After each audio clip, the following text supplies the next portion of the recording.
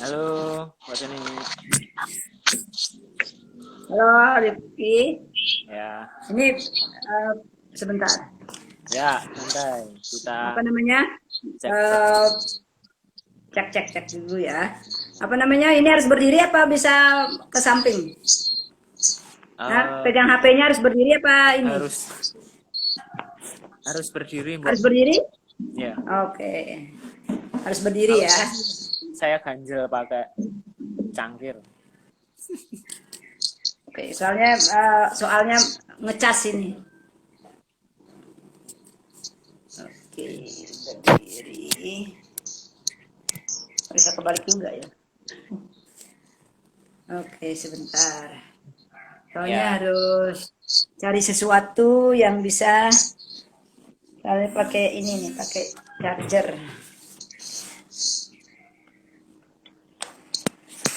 Oke.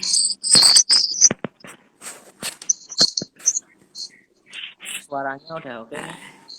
Semoga tidak sebentar. Harus cari sesuatu dulu. Cari sesuatu untuk mengganjal.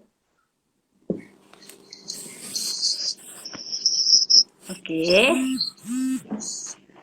Oke, sudah?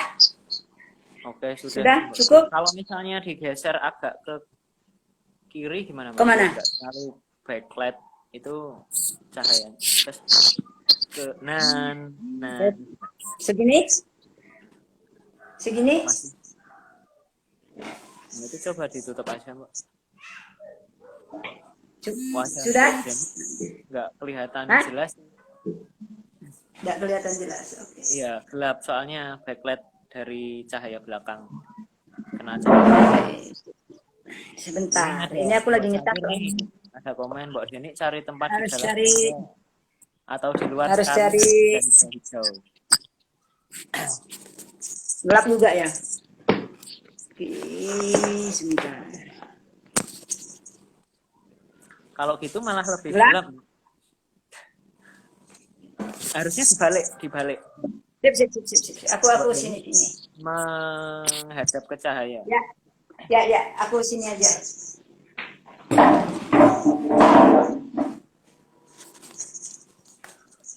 Di sini? Nah, gitu lebih oke. Oke, sip. Kalau begitu aku ini dulu. Cari pegangan dulu. Ini Kak bisa segitu. Ya, Oke? sip. Aman. Sip.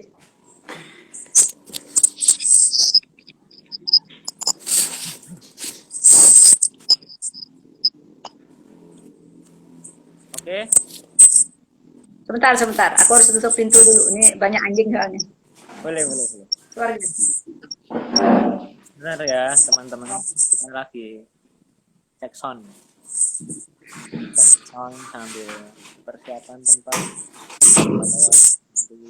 di tengah obrolan ada yang mengganggu itu kita minimalisir.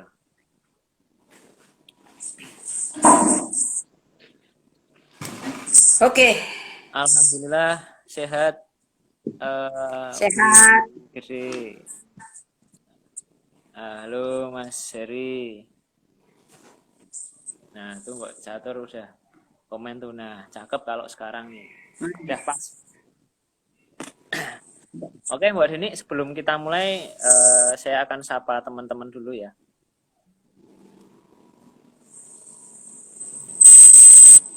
Halo Mbak Deni, dengar suara saya? Ya, Oke. dengar.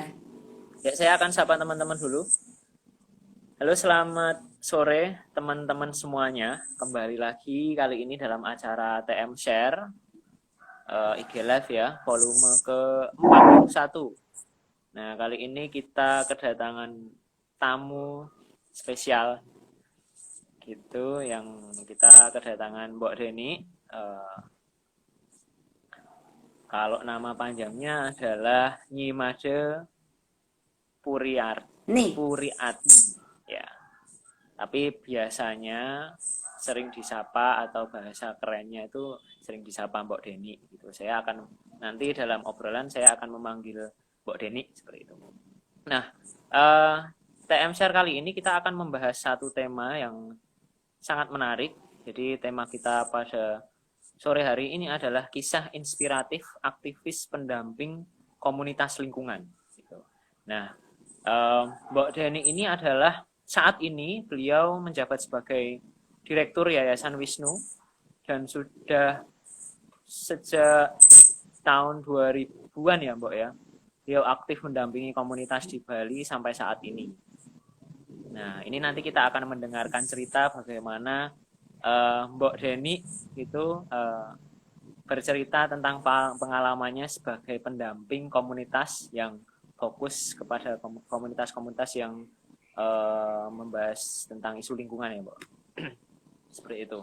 Nah, teman-teman, sebelum kita mulai, ini saya akan memberikan informasi. Jadi, teman-teman silahkan ikuti terus TM Share sampai akhir acara, karena nanti di akhir acara akan ada kuis yang materinya akan diambil dari obrolan kita pada sore hari ini. Terus, selain itu, jadi teman-teman juga bisa bertanya nanti ketika kita sedang diskusi atau ngobrol, ada yang pengen ditanyakan kepada Mbak Deni terkait dengan tema kita kali ini, bisa langsung menyampaikan pertanyaan melalui kolom komentar di bawah. Nanti akan saya bantu bacakan dan akan kita obrolkan bersama-sama. Nah, yang menarik lagi, nanti kita akan pilih 2 pertanyaan terbaik, istilahnya bukan terbaik ya, pertanyaan favorit gitu yang akan dipilih dari Teras Mitra. Nanti teman-teman yang terpilih menjadi penanya favorit akan mendapatkan gift dari Teras Mitra seperti itu. Jadi silahkan bertanya. Oke, Mbak Deni, kita mulai diskusi kita pada sore hari ini. Ngobrol sih lebih tepatnya, ngobrol santai. Nah, ngobrol santai. Kita ngobrol tentang pendampingan. Nah, sebelum nanti kita ngobrol nih, alangkah baiknya mungkin Mbak Deni menyapa dulu teman-teman di media sosial Instagram, terus bisa memperkenalkan diri juga. Mungkin tadi sudah sempat saya kenalkan, tapi mungkin bisa lebih jelas disampaikan. Monggo silahkan, Mbak. Terima kasih Rifki, kesempatan ya berbahagia sekali sudah diundang pada teras Time Share ya, Time Share yang ke-39 ya, Time Share yang ke-39. 42 sekarang. Oh, ke-42. 41, mohon maaf, 41. Oh, 41 ya. Ke-41 ini, jadi terima kasih sudah mengundang saya. Sebenarnya kalau saya melihat banyak sebenarnya yang bagus, yang lebih lama berkecimpung daripada saya. Nah, tapi ya terima kasih sekali lagi dan selamat sore teman-teman yang sudah bergabung, teman-teman Teras Mitra semua yang ikut Time Share hari ini. Terima kasih dan perkenalkan saya lebih seringnya disebut dengan Deni. Kalau nama asli saya mungkin jarang yang tahu, kecuali untuk resmi saja. Nama asli saya Made Puriati, asli dari Bali dan dari Desa Mengui. Saat ini sejak tahun 2000 bergabung di Yayasan Wisnu, tapi sebelumnya saya sudah bergabung di sebuah yayasan namanya Manikaya Kauci. Saya belajar tentang pengorganisasian di sana. Itu perkenalan dari saya. Nanti kalau ada silahkan Rifki memandu saya apa yang harus diceritakan dan seperti apa, silakan Mas Rifki. Oke. Terima kasih Mbak Deni. Mungkin yang akan saya tanyakan pertama nih, sekarang lagi sibuk apa? Dan posisinya sekarang di mana nih Mbak Deni? Saat ini lagi sibuk bolak-balik Nusa Penida dan posisi saya saat ini di kantor dan baru kemarin kembali dari Nusa Penida. Ada salah satu program yang kerjasama dengan salah satunya Teras Mitra dan Mitra GFSGP di Nusa Penida sejak tahun 2018. Nah, saat ini Wisnu juga bekerja di Buleleng, ada di Tamlingan dan juga ada di Desa Bongan Cina. Nah, itu program, dan juga tidak jauh-jauh dari sini kami juga sedang bekerja di Kerobokan sendiri, di tempat kami berada saat ini, untuk melakukan kepastian tata batas desa adat itu, dan banjar-banjar adat yang ada di sini di Kerobokan ini. Itu Oke, sementara. sementara Kalau ya. ada pertanyaan, ya. Ah, nanti sebelum kita ngebahas tentang pendampingan komunitas, untuk sekarang kan Mbak Deni kan eh, sebagai direktur Yayasan Wisnu ya, Mbak. Nah, mungkin bisa Betul. dijelaskan eh, apa yang dilakukan oleh Mbak Deni bersama Yayasan Wisnu sampai saat ini. Mungkin eh, Uh, program-program apa yang Oke. dilakukan gitu, dan Ya. fokus kepada isu apa. Yayasan Wisnu, ya, baik. Terima kasih Rifki. Yayasan Wisnu sendiri berdiri tahun 93. Berangkat dari isu isu lingkungan, tepatnya isu sampah, terutama sampah plastik. Dengan masuknya pariwisata tahun 93 itu mungkin sudah terlihat bagaimana sampah plastik, kalau misalnya penting, plastik itu penting, tapi kalau tidak ditangani secara serius, dia akan menjadi genting, seperti sekarang ini. Nah, itu sudah seperti sekarang ini, dan sebelum-sebelumnya sudah menjadi menjadi hal yang sangat genting Bali di ya. Bali dan di seluruh Indonesia. Nah, berangkat dari situ, Yayasan Wisnu dilahirkan karena isu lingkungan dan juga isu tentang bagaimana uh, daya dukung, daya tampung Bali ini mesti mulai dipikirkan oleh pengambil kebijakan. Tapi kami bergerak dari isu sampah yang paling dekat dengan kita. Kalau kebijakan-kebijakan itu sudah ada yang memikirkan, tapi kami mulai dengan isu sampah dan isu lingkungan. Nah, dari tahun 93 sampai tahun 99 kami terus mengembangkan tentang pengelolaan sampah, baik sampah di perhotelan, baik sampah di masyarakat, sampah banjar, dan sekolah-sekolah pendidikan lingkungan. Nah, itu kami lakukan dari tahun 93 sampai tahun 99. Nah, saat itu kan Indonesia, uh, Bali terutama belumlah seberani daerah-daerah lain karena kebijakan dan pemerintahan yang saat itu. Nah, jadi sejak tahun 99 seiring dengan perubahan kebijakan di Indonesia, dengan reformasi, dengan ada undang-undang desentralisasi. Nah, jadi kami mulai memikirkan bahwa isu lingkungan ini tidak hanya sampah. Isu di Bali ini tidak hanya sampah, tapi bagaimana degradasi degradasi lingkungan, termasuk degradasi sumber daya manusia, dan juga degradasi budaya juga terjadi seiring dengan perkembangan kepariwisataan yang semakin masif, yang menurut kami sudah cukup keluar dari rambu-rambu yang ditanamkan atau yang dicetuskan oleh oleh pendahulu Bali, bagaimana kepariwisataan Bali ini budaya yang ada bukan dijual untuk pariwisata, tapi bagaimana budaya itu bisa membangun kepariwisataan yang ada di Bali, dan tentunya harusnya bermanfaat bagi seluruh kesejahteraan dan juga kebahagiaan orang-orang Bali. Nah, jadi berangkat dari situ kami mulai untuk tahun 2000 bekerja sama dengan Yayasan Kehati. Kami mulai untuk tahun 99 sebenarnya kami mulai memikirkan kepariwisataan yang berbeda dari pariwisata yang pada umumnya ada di Bali.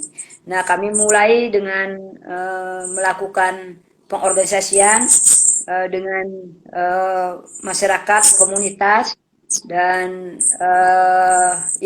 mulai melakukan pemetaan partisipatif, dan kami diajarkan oleh JKPP waktu itu, awal-awal JKPP, mungkin awal-awal berdiri. Nah, jadi kami bagaimana sebenarnya menggali potensi masyarakat. Nah, kami mulai dengan pemetaan partisipatif.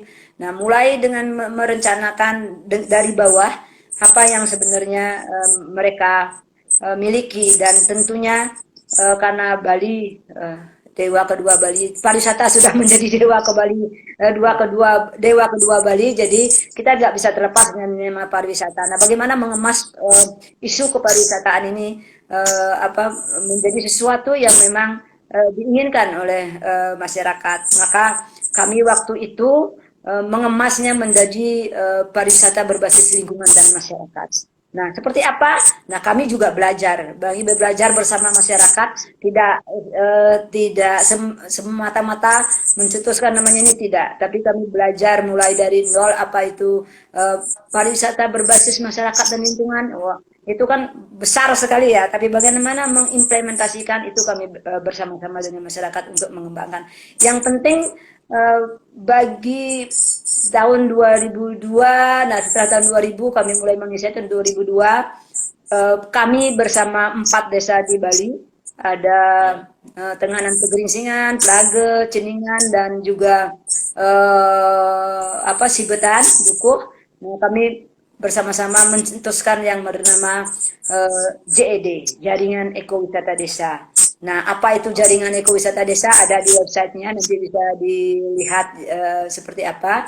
Nah, dan juga uh, apa bagi masyarakat adalah yang awalnya kami organisir ini, 4 desa ini menganggap pariwisata itu adalah bonus.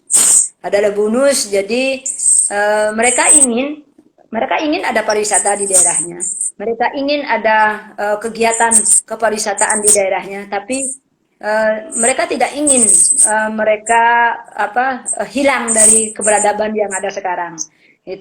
Jadi mereka jadi petani, tetap jadi petani, mereka bisa beraktivitas seperti biasa, tapi kalau ada tamu mereka bisa melakukannya. Itulah yang mereka inginkan. Nah, kita nggak tahu itu disebut apa.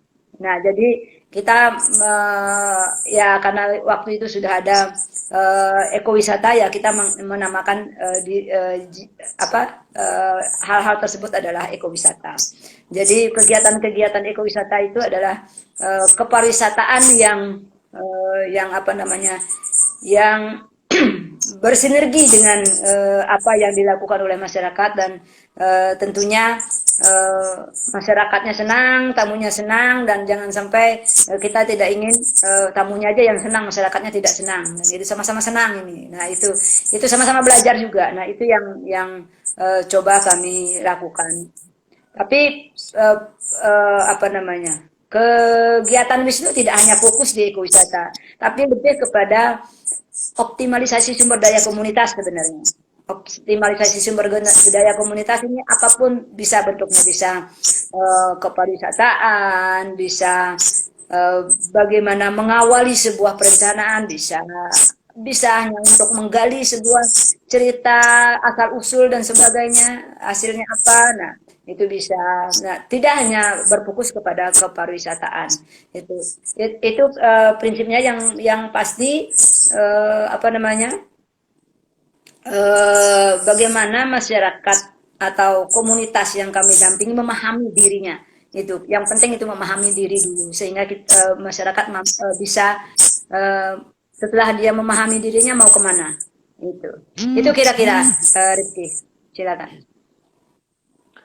Oke, sangat panjang ya penjelasannya. Panjang, makanya aku di-cut aja kalau sudah kepanjangan. Ya, soalnya semua informasi penting gitu. Jadi memang Yayasan Wisnu ini melakukan pendampingan untuk beberapa masyarakat ya, dan komunitas di Bali gitu. Salah satunya yang berhubungan dengan ekowisata. Bagaimana seperti yang disampaikan Mbak Dini tadi, bahwa Yayasan Wisnu bersama JED pengen mengembalikan Bali seperti sedia kala gitu, tapi kita tetap mengikuti alur melalui jalur pariwisata, seperti itu ya Mbak, kurang lebih. Kalau salah nanti tolong diluruskan ya, Mbak. Nah, kita membahas masalah pendampingan, Mbak. Jadi tentunya Yayasan Wisnu, terutama Mbak Deni ya, di sini kan untuk melakukan pendampingan kepada masyarakat tentunya membutuhkan apa ya, kemampuan khusus gitu. Tidak semua orang itu bisa memberikan pendampingan kepada masyarakat. Nah, mungkin bisa ditularkan ilmunya gitu. Bagaimana sih caranya yang bagus untuk memberikan pendampingan kepada masyarakat? Mungkin bisa dimulai dari pendekatannya seperti apa gitu. Terus cara pendampingannya seperti apa gitu, terus mungkin bisa dibagikan ilmunya Mbak kepada kita semuanya gitu, terutama saya yang masih muda gitu ya, dan teman-teman yang lain. Eh, apa ya?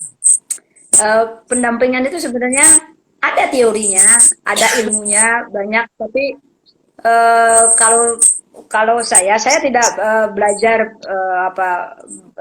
belajar secara teori, tapi uh, harus berani turun dan Ya, apa namanya, prinsipnya adalah mau mendengar.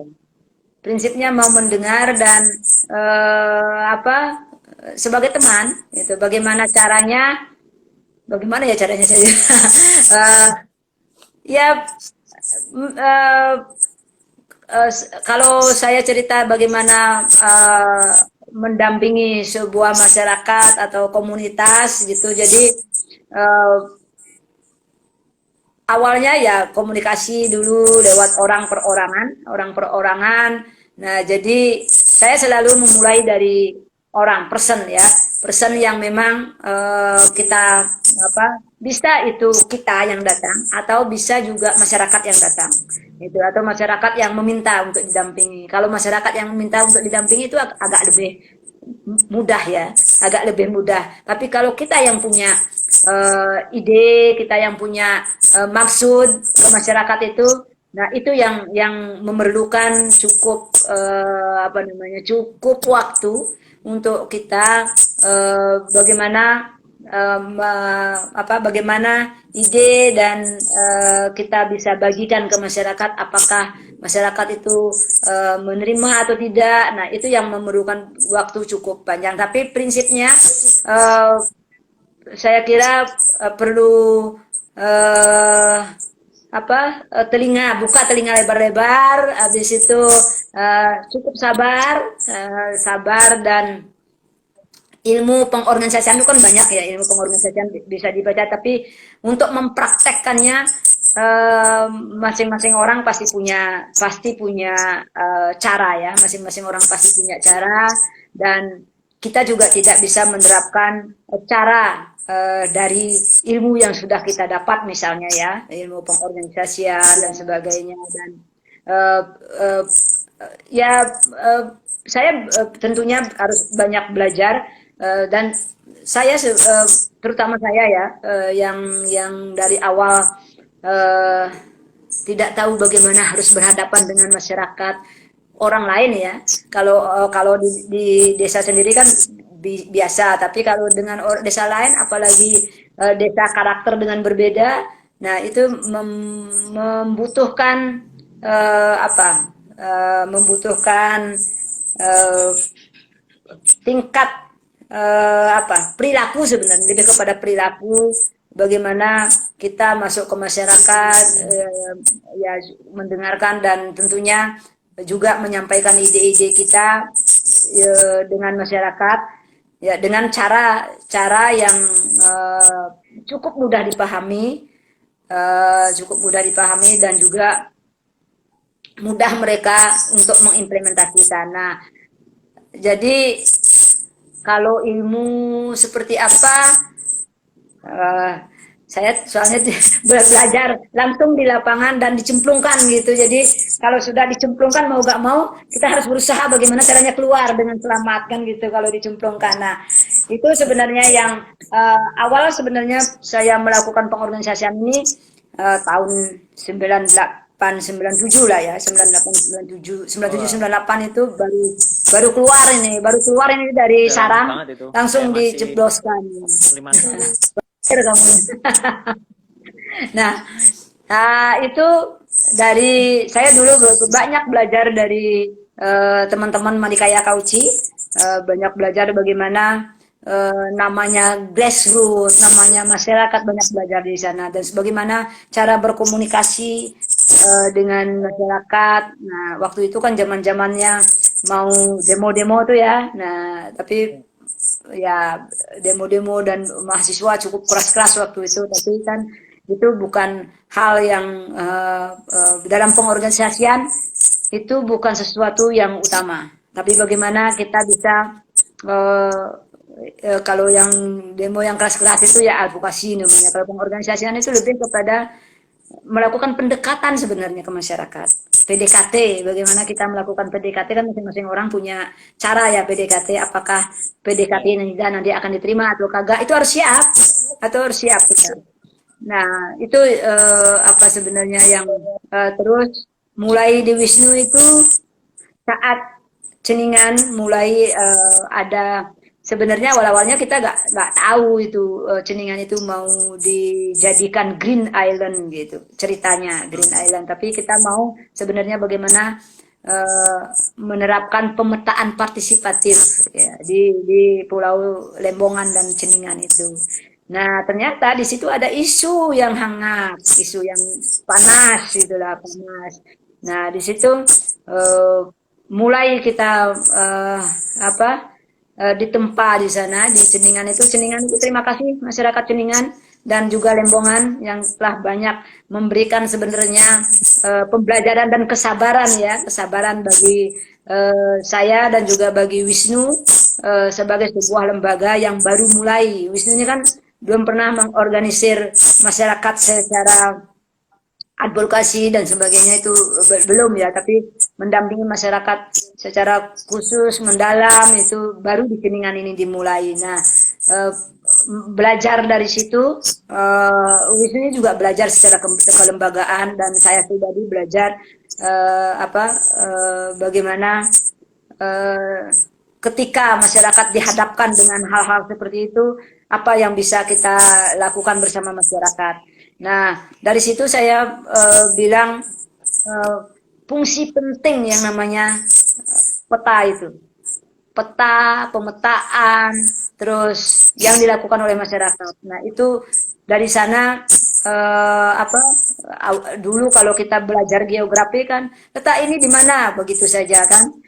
Sebutkan letaknya ini kan begitu saja, tapi belum tahu apa arti peta itu sesungguhnya. Ternyata peta itu di situ saya apalagi pemetaan partisipatif ya yang dibuat oleh masyarakat tentunya itu dengan roh yang berbeda gitu. Saya bilang peta banyak ada, tapi peta partisipatif adalah peta yang dibuat dengan niatan dan dengan kalau di Bali itu sudah dikasih taksi itu sehingga peta itu berbunyi gitu, berbunyi Taksu. punya makna. Nah, dari situ saya paham betul mulai tahu oh ini ternyata fungsi pemetaan gitu. Jadi saat investor membawa peta, kita juga membawa barang yang sama gitu. Kita membawa barang yang sama. Oh, ternyata kalau kita bertempur kita harus membawa barang yang sama, senjata yang sama gitu. Yang satu bawa pistol, yang satu bawa runcing ya. Duluan mati kita. Ya, ya. Nah, tapi strategi itu juga penting, strategi. Nah, ini belajar juga nih daripada investor ini. Nah, kalau kalau orang-orang kita kan kalau musuh kita satu, kan kita bersatu nih. Musuh kita kelihatan Ya. bersatu nih. Pasti kita akan bersatu melawan satu musuh itu. Nah, ketika musuh kita ini banyak, pencar kita kewalahan. Kita juga yang mana sesungguhnya musuh. Nah, itulah yang strategi yang dilakukan Ya. oleh para peminat Pulau Ceningan dan Lembongan itu akhirnya bubrah juga, bubrah juga dan oke ketika ini sudah satu-satu didekatin juga bubrah. Nah, kalau misalnya kelemahannya kan ini tidak dikuatkan dengan hukum. dengan kesepakatan, dengan hitam di atas putih, karena kita sekarang masyarakat kita percaya dengan hitam di atas putih, tidak ada yang omong. Nah, untungnya sekarang semua regulasi itu hadir di tengah-tengah kita. Di tengah-tengah kita, pemerintahan sekarang itu sudah mulai hadir di tengah-tengah masyarakat kita, di tengah-tengah kita, sehingga sekarang kalau mau melakukan pengorganisasian atau pendampingan, semua ada dasarnya. Nah, kalau dulu kan enggak. Kalau dulu enggak, sangat apa namanya? Tidak ada undang-undang yang mendukung itu, tidak ada peraturan yang mendukung baik daerah pusat maupun di mana. Nah, jadi semuanya atas apa kesepakatan dan niatan, sebenarnya niatan baik dari niatan untuk bagaimana memperbaiki lingkungan sosial budaya di Bali ini. Bukan berarti Wisnu seperti dewa ya, Dewa Wisnu gitu, enggak. Nah, tapi ada niatan dari para pendiri, para pembina, bagaimana apa ya, apa kalau tagline kami kan keep Bali in balance, bagaimana mengembalikan Bali itu seimbang gitu aja. Nah, mengembalikan Bali seimbang itu kan pekerjaan yang tidak mudah ya. Mudah diucapkan tapi tidak mudah untuk dilaksanakan. Itu apa namanya? Itu yang sebenarnya mendrive kami, program-program kami harus selalu bermakna bagi masyarakat atau komunitas. Gitu kira-kira, Rifki. Oke, jadi mungkin saya akan sedikit menggarisbawahi ya. Jadi untuk melakukan pendampingan ya, untuk kita terjun ke masyarakat atau ke komunitas gitu, awalnya memang kita harus bisa mendengar terlebih dahulu ya, Bu. Jadi supaya kita tuh tahu dulu apa sih yang mereka resahkan sebetulnya gitu. Dan kedua poin kedua, kita bagaimana kita harus bisa membaur bersama komunitas atau masyarakat di sana gitu. Nah, baru setelah itu sampaikan apa yang akan kita lakukan bersama. Seperti itu ya, Mbak. Iya, nah, betul. Terus memang di setiap lokasi pasti punya treatmentnya masing-masing, tapi memang untuk dasarnya itu dulu ya. Kalau misalnya sudah pegang dasar itu, bagaimana kita bisa mendengar, membaur kepada masyarakat, pasti nanti untuk selanjutnya akan lebih mudah. Itu ya Mbak ya, dari tadi yang saya, poin-poin yang saya tangkap sih dari apa yang disampaikan oleh Mbak Deni gitu. Terus tadi Mbak Deni juga menyampaikan bahwa sejak tahun 1998 ya, melakukan pendampingan di Ceningan gitu. Nah, ini kalau boleh tahu, waktu itu tadi saya kurang jelas sih isu yang diangkat atau pendampingan yang dilakukan tuh seperti apa, Mbak, yang di Ceningan tuh? Oh, yang di mana? Yang di Ceningan? Iya. Oke, kalau yang di Ceningan itu lebih kepada apa namanya? Pengorganisasian untuk advokasi sebenarnya, organisasi bagaimana mendampingi masyarakat mempertahankan wilayahnya. Ini kan dulu ada namanya NPDW ya, Nusa Penida Depindo Wisata. Itu tahun 99. Saya kurang tahu mereka mulai merencanakan itu kapan. Nah, kurang tahu, tapi saat kami masuk ke Nusa Ceningan itu tahun 99 sudah ada isu itu. Sudah ada isu itu, isu bagaimana Ceningan akan direlokasi ya. Masyarakatnya direlokasi, dijadiin satu. Nah, pada masyarakat itu kan menyebar dari ujung pulau ke ujung pulau gitu, menyebar seluruh pulau. Nah, itu kami mulai mendengar ada isu itu saat pelatihan pemetaan itu. Gitu. Pelatihan pemetaan ada isu itu, dan akhirnya dengan itu tidak dengan banyak orang waktu itu, hanya kelompok-kelompok yang dianggap gila oleh masyarakat, waktu itu muda-muda, ada yang rambutnya merah, pokoknya dianggap gila lah, gila oleh masyarakat, yang mau memetakan. Nah, waktu itu juga kita dipikirnya ante-ante NPDW oleh masyarakat. Oh ini memetakan mau kapling-kapling tanah kita gitu, ante-ante NPDW. Tapi setelah dijelaskan, tapi ini sudah dijelaskan oleh masyarakat, bukan kami yang menjelaskan, oleh teman-teman yang ikut bersama kami, yang apa, yang ingin apa program apa rencana NPDW ini eh, tidak jadi gitu, tidak terjadi. Akhirnya teman-teman inilah yang bergerak, teman-teman yang dibilang gila ini yang bergerak ke pulau dan menjelaskan maksud dan tujuan dari pemetaan ini. Jadi awalnya kami hanya latihan saja, dan mau pelatihan saja, tapi ternyata ada kasus seperti ini. Akhirnya bersama masyarakat kami merencanakan untuk menseriuskan ini sebagai sebuah pekerjaan advokasi. Akhirnya pekerjaan advokasi yang namanya advokasi kan biasanya benar keras ya, keras gitu, tapi ini enggak, kita mencoba melakukan perlawanan atau apa, perlawanan dengan pihak luar dengan hal yang sama. Nah, jadi pada tahun 99 itu kami bersama masyarakat sekitar, waktu itu sekitar 15 orang, dan sekarang teman-teman ada satu orang yang di sana, tokoh yang awal pertama kami ketemu namanya Pak Mirah, sekarang menjadi mangku di sana, pemimpin agama. Nah, jadi di mana-mana disebut mangku gila.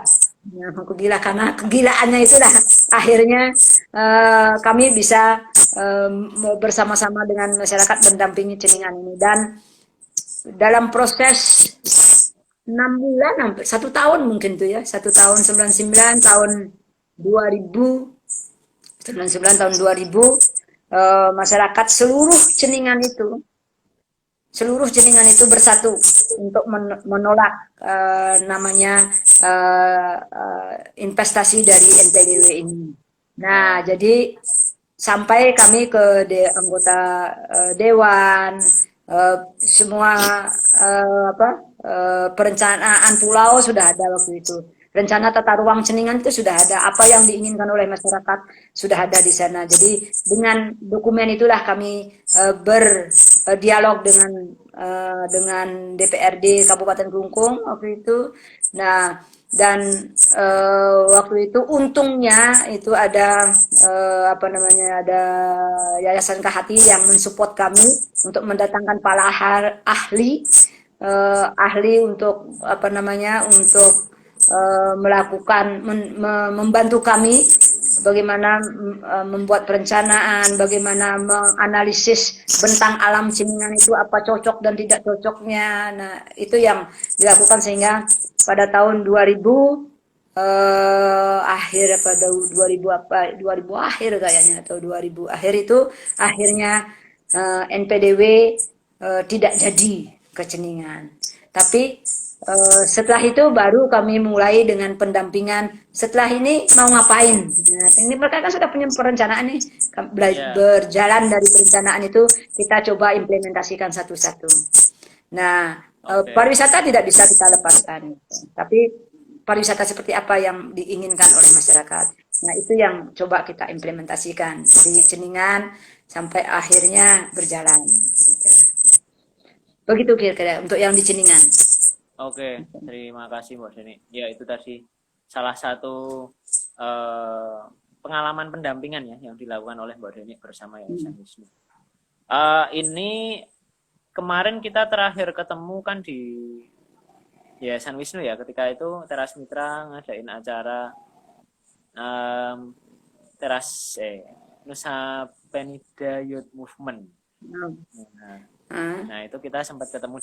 Nah, kebetulan kalau nggak salah Yayasan Wisnu juga lagi ada program ekologi Nusa Penida ya, Mbak, pada waktu itu. Kita juga sempat diajak muter-muter di Nusa Penida, terus sempat saya juga sempat sama teman-teman itu berkunjung ke itu learning center yang pada waktu itu sedang masa pembangunan. Belum jadi. Sekarang udah jadi ya. Nah, berarti untuk sekarang memang sedang fokus melakukan pendampingan di sana, Mbak ya? Oke. Ya, mungkin bisa dijelasin Ini pendampingan seperti apa yang dilakukan di Nusa Penida gitu dengan ekologi Nusa Penidanya. Baik. Terima kasih Rifki. Ini sinyalnya kali ya yang jelek nih ya, putus-putus. Sinyal saya yang jelek kali ini, putus-putus. Suara saya kedengeran nggak? Kedengeran. Kedengeran. Lancar. Oke. Suara Rifki yang putus-putus di saya. Oke. Nah, tapi tadi yang saya sampaikan bisa. Walaupun putus-putus, paham lah saya apa maksudnya. Jadi di Nusa Penida mungkin ini karma bagi Wisnu ya. Tahun 99 sampai tahun 2005, 2006 kami masih bekerja di Lembongan, di Ceningan. Nah, tahun 2011 kami bersama para Pinandite di Lembongan dan Ceningan mulai mendampingi untuk Nangyang Sangyang Grodog. Nah, mungkin sejak tahun 2012 kami sebenarnya sudah jarang ke Nusa, kecuali untuk urusan silaturahmi atau urusan program kami nggak ada. Nah, pada tahun 2017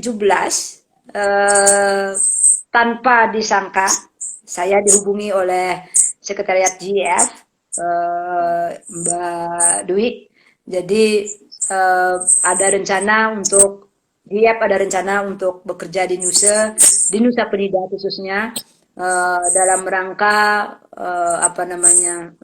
bagaimana antisipasi masyarakat pulau-pulau kecil ini terhadap perubahan iklim. Itu sebenarnya saya potong dulu. Saya potong dulu sebelum disampaikan. Saya pengen mengingatkan sekali lagi kepada teman-teman, kalau misalnya ada yang mau tanya gitu bisa langsung komentar di kolom chat di bawah ya. Nanti akan saya bacakan gitu. Sembari kita ngobrol sama Mbak Deni. Oke, silahkan dilanjut, Mbak. Oke. Nah, tahun 2017 itu kalau nggak salah bulan Juni apa bulan Juli itu. Nah, kebetulan saat itu kami di SNSU baru selesai Renstra. Ada beberapa program yang kami rencanakan, sedang berpikir juga. Kebetulan ada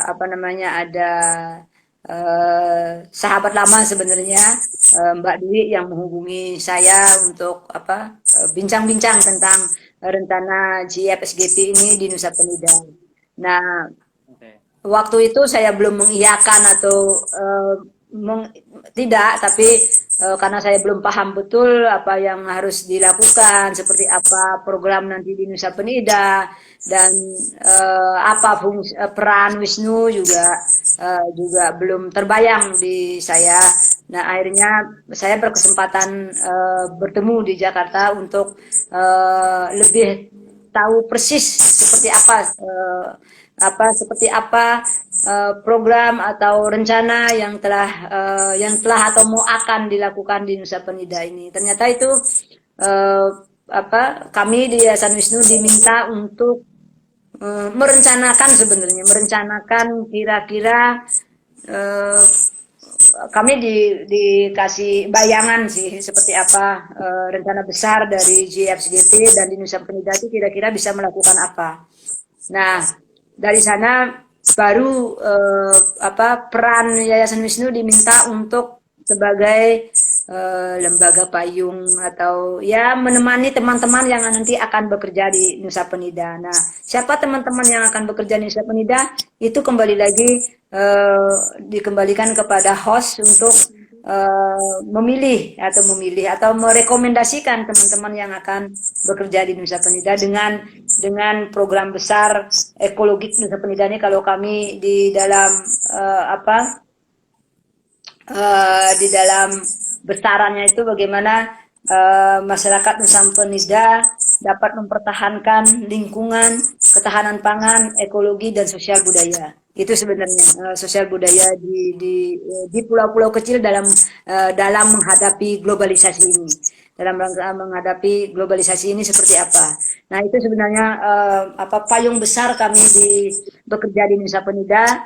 Nah, kalau dalam implementasinya kan bagaimana menerjemahkan ekologi Nusa Penida ini kan sangat beragam ya, bisa lihat dari.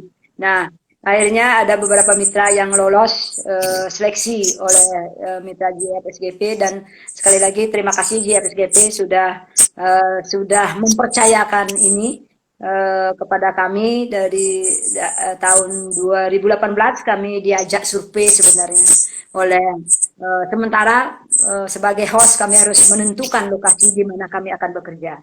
Nah, terus dengan kaum telapak kami survei singkat. Itu kalau survei singkat itu kalau bagi kami itu sangat singkat ya, cuman beberapa hari. Jadi menentukan lokasi. Nah, kalau kami kan sudah lama nih nggak ke Nusa Penida.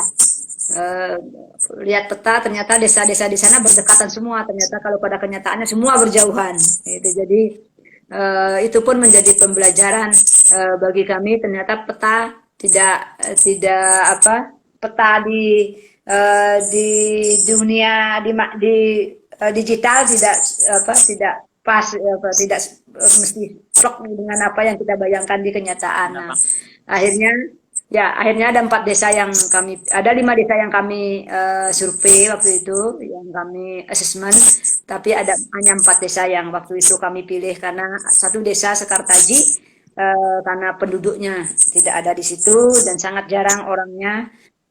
Akhirnya kami tidak masuk di Sekartaji. Ada desa Batu Madeg, Batu Kande, Tanglad, dan Semaya untuk rumput lautnya. Jadi program kami ini seperti negara gunung, ada intervensi di gunungnya.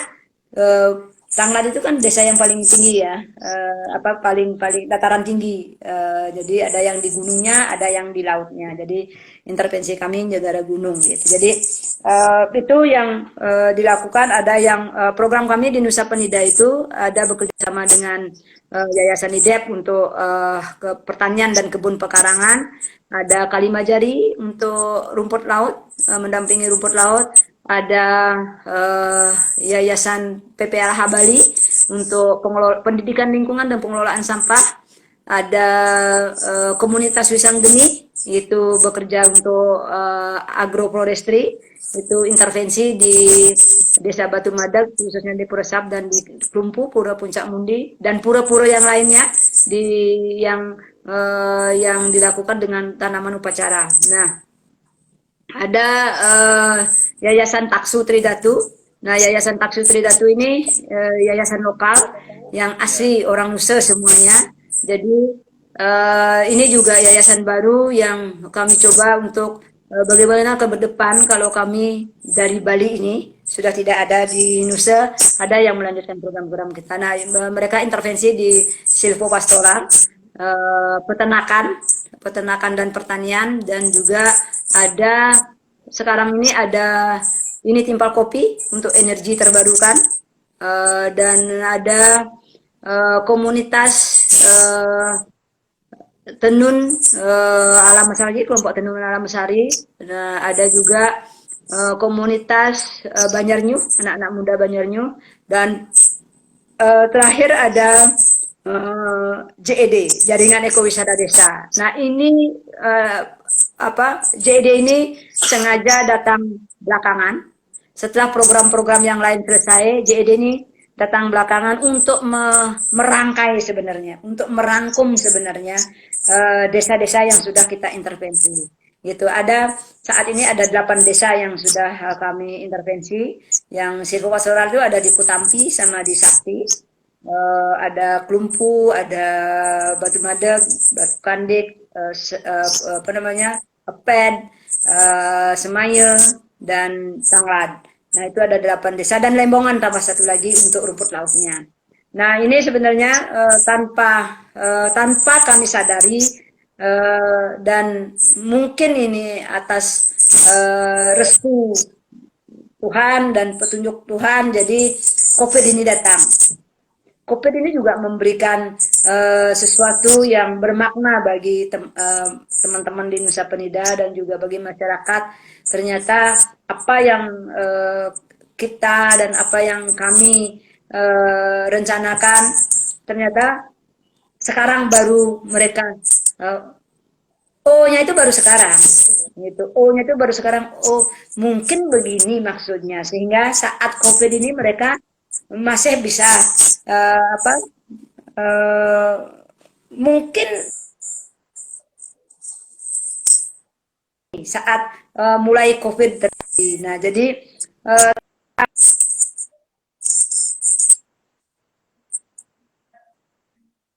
mereka untuk tetap bertani, tetap melestarikan rumput laut. Nah, jadi sekarang di Lembongan itu ada 300 petani rumput laut, kira-kira kurang lebih 300 rumput laut. Nah, jadi semua ke rumput laut. Dan semua orang mulai bertani. Dan kemarin saya baru datang ke Nusa, mereka sudah mulai mencangkul. Padahal ini masih musim kemarau. Sudah mulai mencangkul ladangnya gitu. Jadi kalau dulu kan jarang sekali ya. Kalau pariwisata masih sibuk gitu, jarang sekali. Nah, itu jadi sekarang bagaimana ini sebenarnya tantangan juga bagi kami bekerja di Nusa Penida ini dari awal kami masuk kan sudah soan dengan Bupati dan menceritakan program apa yang akan kami lakukan. Nah, Bapak Bupati berpesan bagaimana Yayasan Wisnu bersama mitra-mitra yang lain dapat membuat sesuatu yang monumental. Nah, apa monumental itu tidak bisa dikatakan. Nah, kita ini tantangan monumental seperti apa? Nah, akhirnya berpikir, akhirnya muncullah ide rumah belajar ini. Rumah belajar ini sebagai apa namanya? Rumah belajar atau learning center ya, sebagai miniaturnya Nusa Penida. Mau cari tenun ada di sana, mau cari pertanian ada di sana jenisnya, mau cari konsep tentang energi ada. Nah, ada di mana? Di desa-desanya. Nah, tapi semua program yang kita lakukan di Nusa Penida ada di rumah belajar itu sebagai tempat percontohan. Dan namanya rumah belajar ya, belajar bagaimana ekologi Nusa Penida itu bisa dipelajari di sana. Nah, tidak hanya ekologi tapi juga rumah belajar itu ke depan akan dikembangkan sebagai pusat budaya oleh teman-teman Taksu, karena kebetulan lahan yang dibangun sekarang itu adalah dedikasi dari keluarga yayasan untuk seluas 30 hara untuk membangun rumah belajar itu. Bagaimana di Nusa Penida ada sesuatu yang bisa dipelajari, tidak hanya berwisata ke sana, tapi juga bisa belajar tentang Nusa Penida itu sendiri. Nah, jadi itu yang kira-kira untuk ke depan. Ini kan program tidak seumur hidup ya. Ini program tidak seumur hidup. Sebentar lagi udah selesai nih dengan GFSGP. Tapi kan ini tanggung jawab dan tanggung jawab dan juga apa yang jejak kecil yang telah kita lakukan di Nusa Penida itu ada artefaknya. Ada artefaknya baik di masing-masing desa maupun di pusatnya rumah belajar itu. Jadi siapapun yang datang ke Nusa Penida, rumah belajar ini bisa dijadikan sebagai tempat untuk belajar dan mengenal. Kalau tidak tempat ke desa-desa, rumah belajar inilah tempat untuk mengenal Nusa Penida itu seperti apa. Gitu. Jadi seperti itu kira-kira Rifki yang di Nusa Penida. Jadi sekarang JED itu sedang merangkum semuanya menjadi dua desa wisata ekologis Nusa Penida. Dua desa ekologis Nusa Penida. Nah, nanti hostnya akan di rumah belajar itu, front office-nya akan di rumah belajar itu. Nah, setelah di rumah belajar itu baru akan disebar. Mudah-mudahan tidak ada halangan dan lancar semuanya, tidak ada lockdown di Bali terutama, dan di Nusa Penida terutama tidak ada lockdown. Tanggal 23-24 ini kita akan uji coba destinasi 2 ini. Desa Wah, Wisata Ekologis Nusa Penida ini. Kita akan uji coba uh, apa dari situ baru kita akan mendapat masukan-masukan dari baik dari media, dari stakeholder maupun dari undangan yang akan diundang untuk melakukan uji coba ini. Begitu kira-kira Riki. Jadi oke. sudah hampir program kami di Nusa Penida ini sudah bekerja dengan GF ini sudah hampir 95%. 5%-nya itu menunggu bulan Oktober. Semoga lancar. Jakarta tidak lockdown, Bali tidak lockdown, dan jadi kami rencana akan melakukan peluncuran rumah belajar ini dan juga mengenalkan program-program kami di Nusa Penida. Begitu kira-kira. Ya, terima kasih Mbak Sudah. Deni, lengkap banget ya. Lengkap sekali apa yang disampaikan oleh Mbak Deni. Padahal saya cuma menanyakan satu kalimat gitu, tapi penjelasannya bisa lengkap sekali dari mulai apa yang dilakukan di sana, siapa yang didampingi, bentuk pendampingannya seperti apa, terus insight-nya seperti apa, output-nya seperti apa, sudah dijelaskan secara lengkap oleh Mbak Deni. Jadi seperti itulah hal yang dilakukan atau program yang dilakukan oleh Mbak Deni bersama Yayasan Wisnu, bersama tadi bekerja sama juga dengan GF, SBP, teman-teman. Jadi melakukan pendampingan itu tentu harus kerja keras dan tentunya dengan hati ya dan bersabar. Nah ini adalah salah satu pencapaian dilakukan oleh Mbak Deni dan Yayasan Wisnu. Semoga ini untuk launching. Satu lagi, Bu. Ya, Bentar lagu boleh? Nah, boleh satu lagi? Lupa lagi satu. Lupa lagi satu. Nah, ini sebenarnya satu program kami yang saya belum sebutkan tadi. Kami sedang mencoba untuk mengimplementasikan Perda nomor 4 tahun 2019 tentang Perda Desa Adat, tentang Perda Desa Adat di Bali ini. Nah, seluruh desa di Bali sudah diakui sebagai subjek hukum di Bali ini, di dalam perda itu. Tapi secara apa namanya ada subjek pasti ada objeknya. Ada objeknya. Jadi wilayah-wilayah yang disebut desa itu belum punya peta. Nah, jadi kami membuat contoh satu di Nusa Penida itu bagaimana desa adat di Bali dengan implementasi dengan Perda nomor 4 tahun 2019 itu bisa menggambarkan wilayahnya. Jadi kami di Nusa Penida juga memberikan satu contoh desa adat Mujanin Tembeling untuk memetakan wilayahnya. Itu sudah ada perda. Tapi sebelum ada perda, kami juga sudah melakukan pemetaan. Ada di desa adat Nyukuko, Banjarmawan, Batu Kande, tapi tidak desa, hanya Banjar-Banjar yang kami dampingi. Nah, sekarang ini dengan pendekatan Perda nomor 4 tahun 2019, kami khusus mendampingi desa adat Mujanin Tembeling ini juga terkait dengan apa namanya wilayah-wilayah konservasi yang wilayah-wilayah yang dilindungi oleh desa itu sendiri. Nah, itu juga salah satu bagian kami di Yayasan Wisnu bekerja bersama dengan pemerintah maupun dengan desa adat gitu. Jadi apa namanya? Oke, Mbak Deni, terima kasih. Ini waktunya kurang setengah menit lagi karena kalau IG Live itu dia 1 jam akan berhenti gitu. Mungkin nanti setelah ini kalau misalnya ada yang mau disampaikan kita akan ulang lagi gitu. Tapi sebelumnya teman-teman terima kasih